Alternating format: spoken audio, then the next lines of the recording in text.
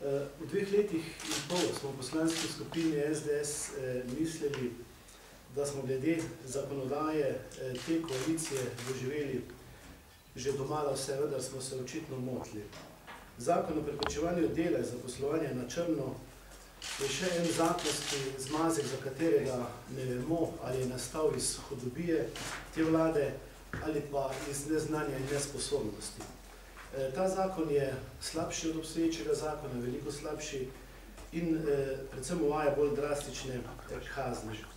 V javnosti je bilo okrog tega zakona največ govora okrog vprašanja sosedske pomoči, ki v zakonu opredeljuje, kaj sosedska pomoč je, kaj sosedska pomoč ni.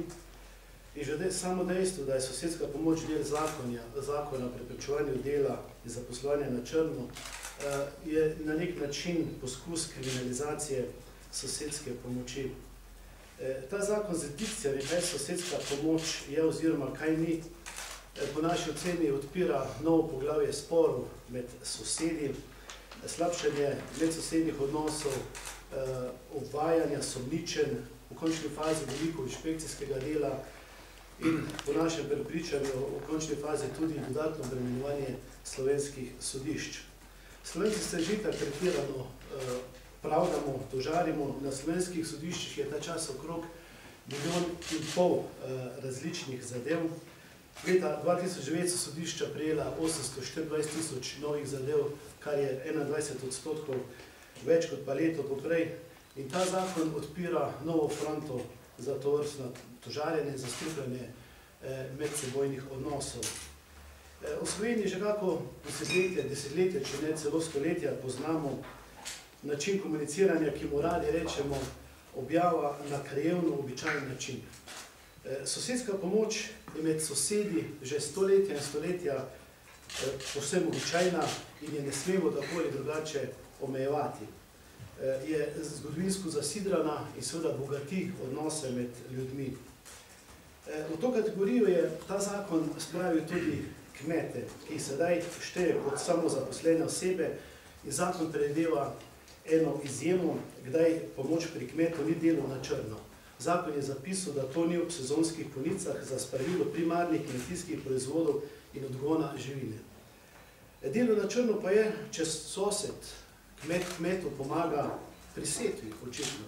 Če sosed pomaga kmetu pri spravilu lesa v gozdu. To pa je po tem zakonu seveda delo na črno. Zakon je v naši oceni gojišče za pretirano birokratsko odločanje in s tem želi ta vlada nekako predreti vse pore človeka v življenju in uvesti na nek način popoln nadzor nad ljudmi. Poglejmo tale primer. Primer osebnega dopolnilnega dela in člena 16. Poglejte, moj sin gimnazic, če bi on želel čez počitnice zaslužiti kakšen evro za rokotočec in bi šel nabirati v koroške gozdove borovnice ali gobe in bi potem prodal.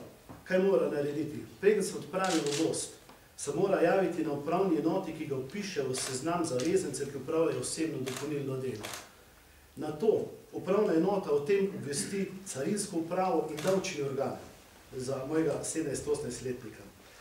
Na koncu počitnic, se pravi pred začetkom pouka, bo moral opisati svoj zaslužek, o tem obvestiti davčni organ o doseženem prihodku na obrazcu, ki ga predpiše minister Križanič. Upravna enota ga bo vpisala v seznam zavezancev, ki upravljajo osebno dopolnilno delo. Davčna uprava Republike Slovenije pa bo vodila evidenco o tem, koliko je sine zaslužil v tem času. Ne gre samo za mlade, gre za ljudi na Koroškem in po celi Sloveniji, ki bi radi s trdim, to je trdo delo, nabiranje borovnic, ki bi s trdim delom radi zaslužili kakšen dodatni evro, da bi bila njihova stiska manjša, pa jim država predpiše to dolgotrajno birokratsko proceduro in seveda na ta način se v pisarnah po Sloveniji bogatijo desetine uradnikov. Na ta način postaja država dražja in med ljudmi povzročamo slabo voljo. Ta zakon obremenjuje malega človeka, sive ekonomije, velikih davčnih utaj, pa seveda ta zakon ne bo odpravil. Na vso srečo bo ta zakon na referendumu zavrnjen, čez leto dni bo vlada imela novo priložnost, da to popravi in upajmo, da bomo takrat imeli pred sabo boljše in bolj konsistentne.